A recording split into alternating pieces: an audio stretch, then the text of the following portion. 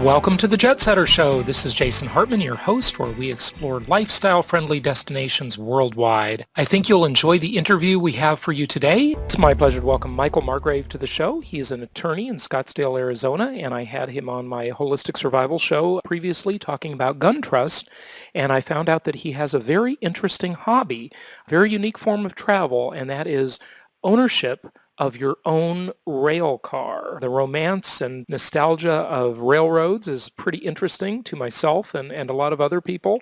And today we're going to talk to him about owning your own rail car and what it's all about. Pretty interesting. Michael, welcome. How are you? I'm doing very well, Jason. Good to talk to you again. Well, likewise. So first of all, how did you become interested in owning your own rail car? Well, I always liked trains as a kid growing up, and kind of a latent interest for many years.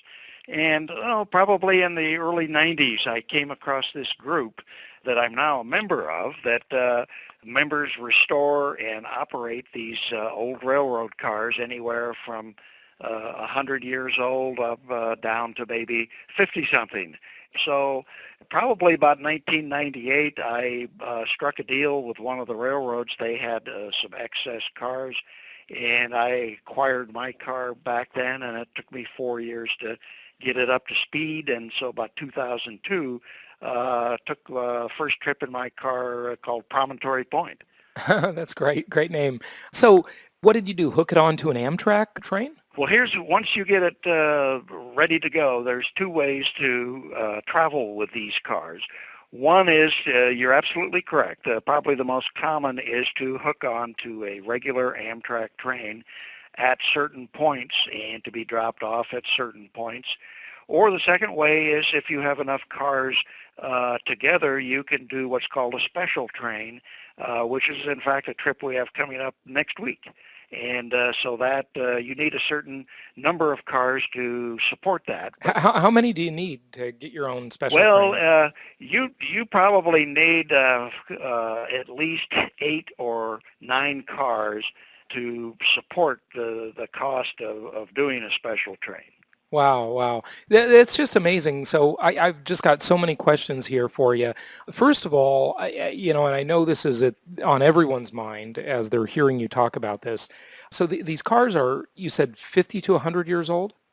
Yes, they are. And how much do they cost? Well, you can, this is one of those questions that's difficult to answer because you could start with a rundown, beat-up car and get it for $10,000, or you could get one at the far other end of the spectrum that's completely finished and has the best of everything on it, and that could be in the mid to upper six figures. So wow. you don't have to go that high. There are many ways to do it, but that's the range of to get into the hobby. Right. So it really sounds like, a lot of people are probably thinking as they're listening, they're comparing this to a recreational vehicle, and this is an RV. It's a form of an RV, quite a bit different than what most people think.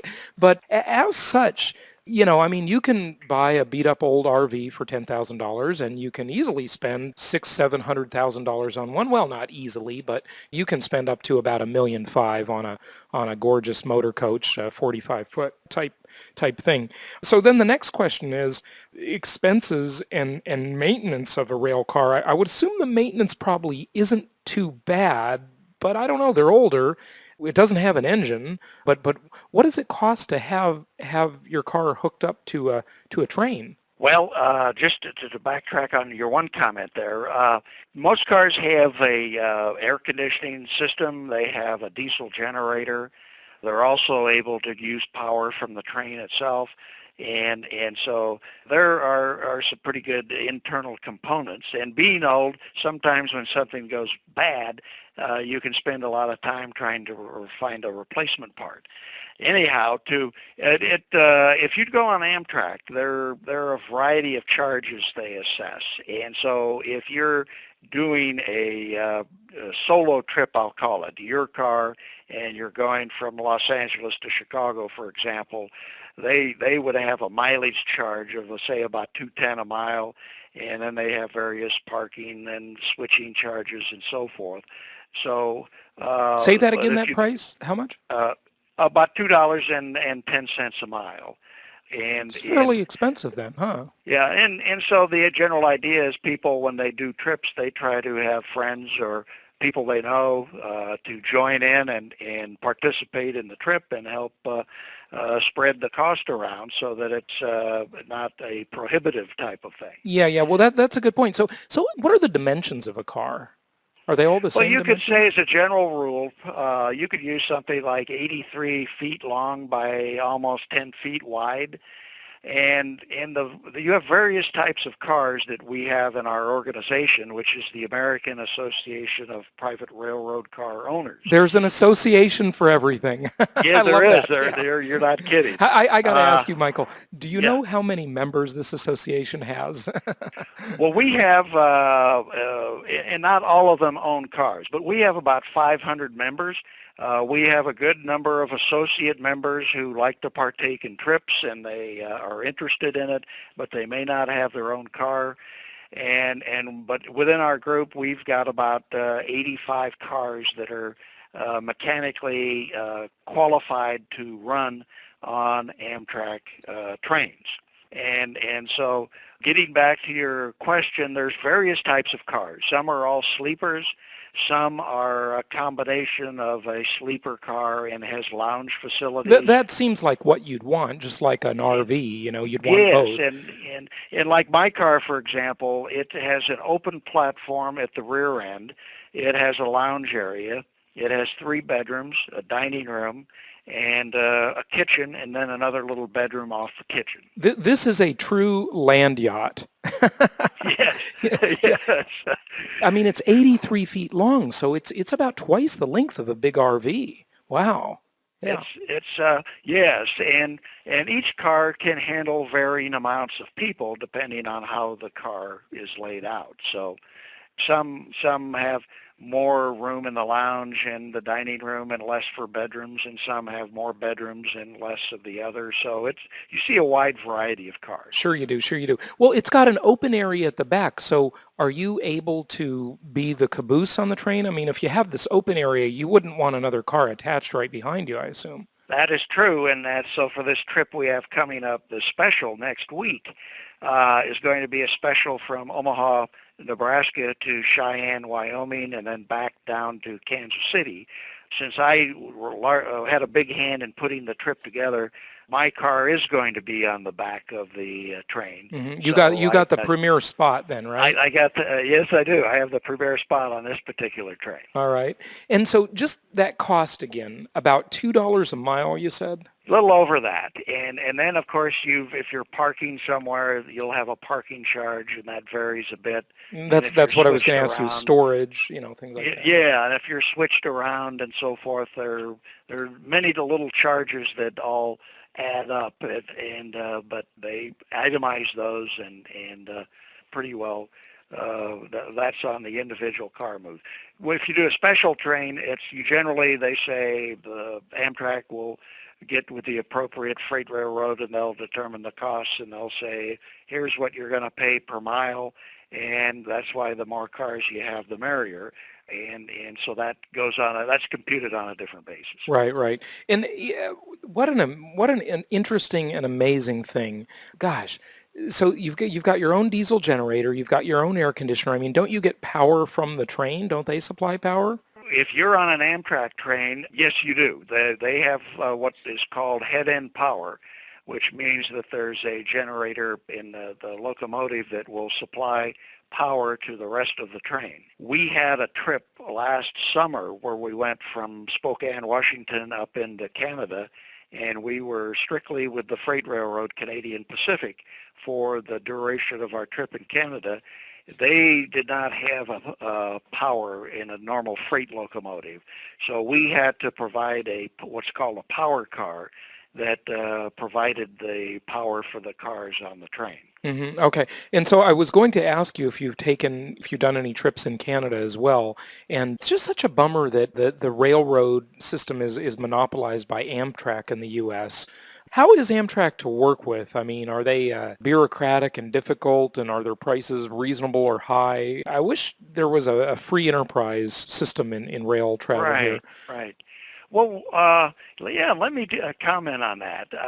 I've seen actually an improvement here in the last couple of years in our ability to deal with Amtrak on these trips. Since it is not really privately owned per se, there is a bureaucratic element to it, and so sometimes it can get a little frustrating. But I think that I'll have to say, they've taken steps to improve the delivery of this service, and I think it's headed in a pretty good direction, although it's not beyond running into frustrations from time to time, for sure. It seems like it would be a neat idea to kind of rent before you buy, if you will, to kind of try this out and see if one likes it. Is there any market for renting a private rail car and taking a couple of trips and seeing if, hey, this is for me, I love it, and I want to get my own car, Oh, or does sure. that even exist?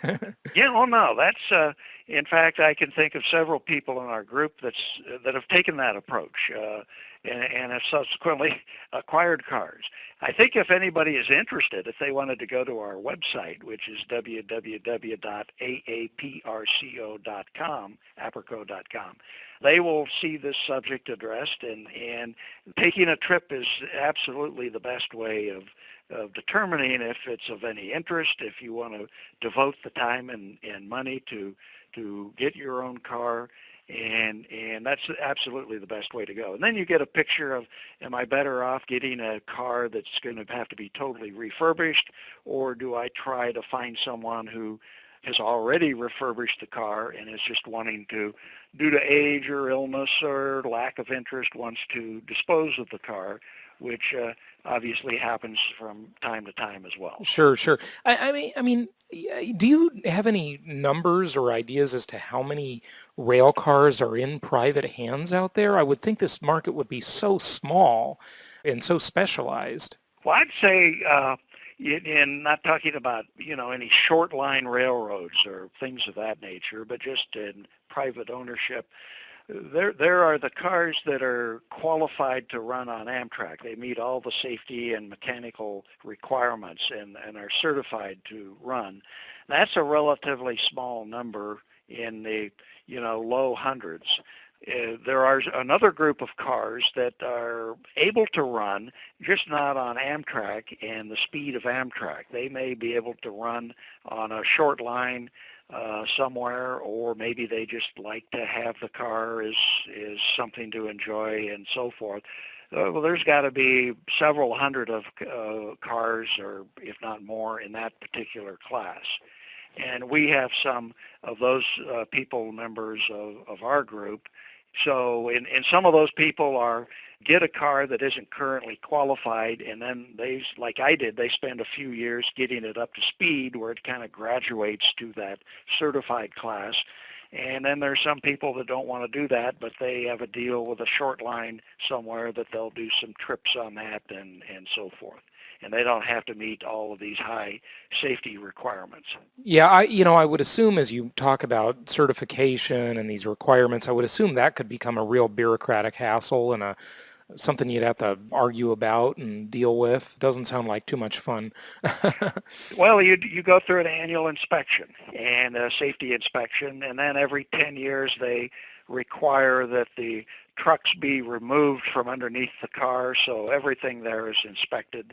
And then every 40 years, which I don't think I'll have to worry about again, but every 40 years you do a complete rebuild of the trucks to make sure that there's no cracks, there's no damage, and so forth. So it's pretty strict, and there's a little bureaucracy there, but at the end of the day, it's really good for us and good for everybody that we have to maintain these safety standards. Most Yeah. certainly, as long as it's reasonable and not ridiculous, right?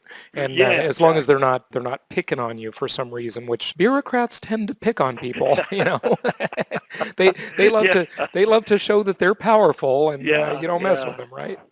Right. I hate to just keep asking about cost, but this is again so specialized. What do those annual inspections and every decade inspections cost? Well, the annual inspection, I mean, if you get, for example, well, I just had that done, and there were like 4 or 5 cars together.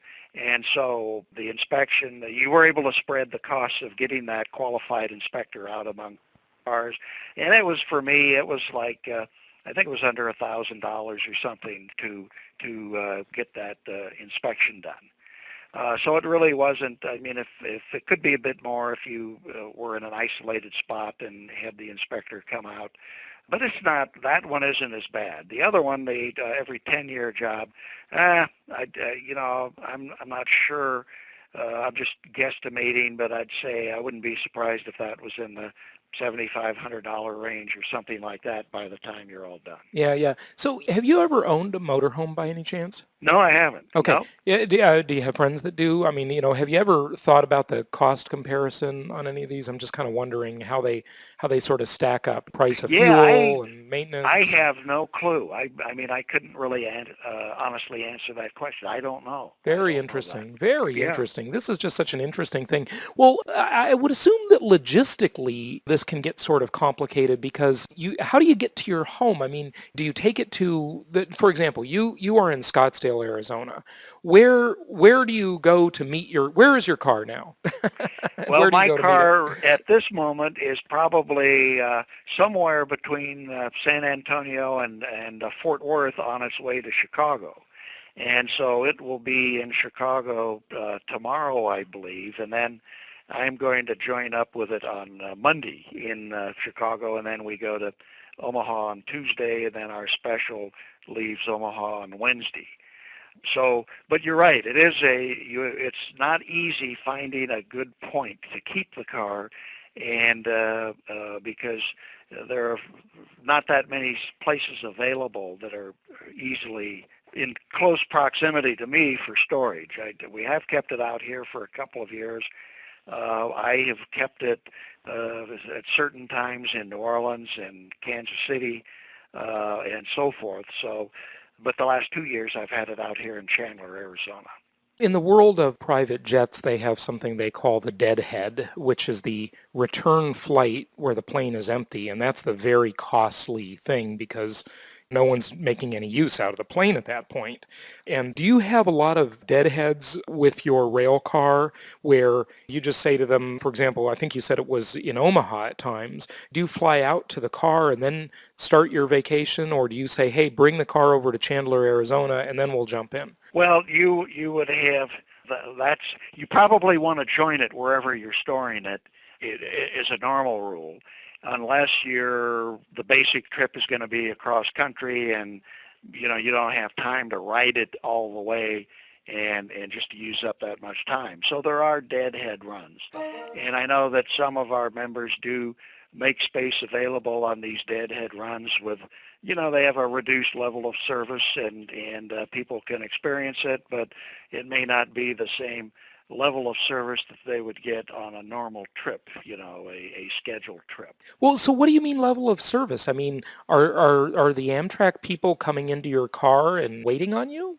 No, you would provide that service yourself. In other words, if you usually I have seen situations, somebody has a friend that says, hey, I'm a chef, bring me along and I'll do the cooking and serve the drinks and do a first class meals and so forth. And in the true brown bag, you might say, hey, we're going to have microwave dinners, but the cost is going to be very little to travel cross country on this deadhead move. So that's, but people provide, Amtrak does not provide any internal services to the cars. That each owner would determine what they want to do with respect to the services inside their own cars. And when you're on a train, I mean, you're not in control of where you stop. I mean, you just go on the train schedule unless it's your own train. What did you call that when you Special. A special, we call yeah. those special trains. Right. Yeah. So you're just making the stops that Amtrak makes, and Right. you can't get off because then you'd leave your car. Yeah, you could only drop the cars at certain points, and obviously it would mess up Amtrak's schedule if they let you drop off or bring the car on anywhere along the route. So it's usually major points that you can do that. Like say if you were going from Los Angeles to Chicago, of course you could go at either Chicago or Los Angeles, midpoint, probably Albuquerque, you could get on and off. and then at Kansas City you could get on or off. But those would be the only points where the car could be added or taken off the train. And so then if you have people on board who say, well, I want to get off somewhere along the route, they can get off, but the car is going to have to go on until a permitted point of addition or subtraction is. Mm-hmm. Yeah, wow. It's a little complicated, wouldn't you agree? Oh, it is, and especially when you do these special trains. I've had help from multiple people, but I've spent countless hours on this trip coming up from Omaha to Cheyenne, Kansas City, and there's just all sorts of issues you have to deal with, and both on the ground and getting everybody at the Amtrak and the host freight railroad satisfied and that they're on board and so forth. So it's a lot of work. Yeah, sure. yeah. It's got to be a labor of love. Well, let's not just focus on all the business side of it as we have, and all the difficulties and hassles with it, because you got to work for everything in life. But maybe just talk about some of the trips you've taken and how enjoyable they are. And the thing I love about the train is you don't have to drive. You've got scenery, and it's neat. It's a neat experience, huh? Well, it really is, and you can stretch out, and you're not confined to a little seat. And well, I've taken trips all through the Midwest, and up in the trip last year, for example, we went from Spokane. Well, we started in Portland, up the Columbia River, and up to Spokane. It's beautiful up there. And that's beautiful. And then we went to the border at Kingsgate, and we met Canadian Pacific Railroad there, right at the border. After we got through inspection, we were with Canadian Pacific, a great railroad, for about a week, and they took us to Nelson, British Columbia Trail, Cranbrook. There's a fantastic railroad museum in Cranbrook, British Columbia. We spent a night right at Summit Lake, Crow's Nest, at the Continental Divide in Canada, and I think it was the border between British Columbia and Alberta, and just to spend a night about 50 feet from this lake with complete serenity was just something you'd never forget. And then how did you happen to spend the night there? Did the whole train just stop there, or? Yeah, this was a special. Okay. And so we had like 10 cars. And so as part of the routing of the train, generally on these specials, more times than not, you'll spend the night somewhere, and so you're not traveling all night.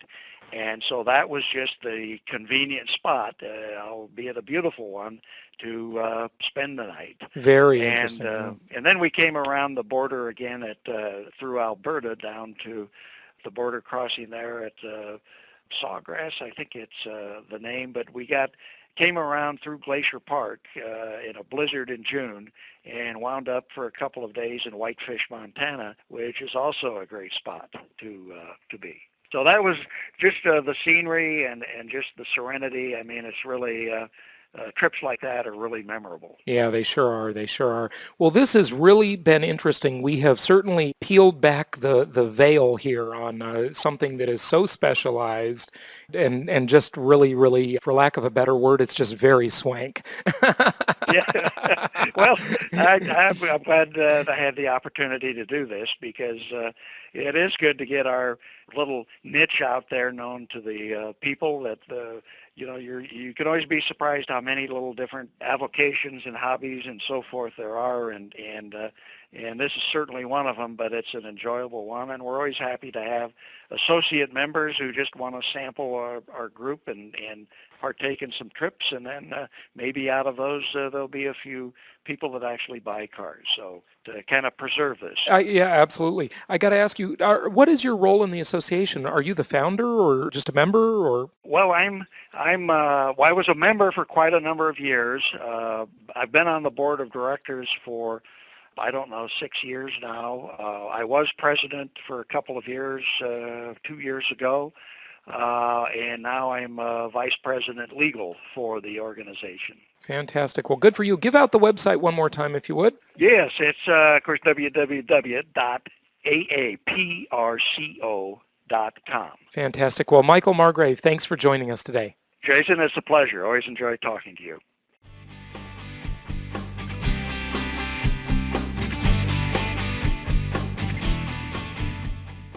This show is produced by the Hartman Media Company, all rights reserved. For distribution or publication rights and media interviews, please visit www.hartmanmedia.com or email media@hartmanmedia.com. Nothing on this show should be considered specific personal or professional advice. Please consult an appropriate tax, legal, real estate, or business professional for individualized advice. Opinions of guests are their own, and the host is acting on behalf of Platinum Properties Investor Network, Inc. exclusively.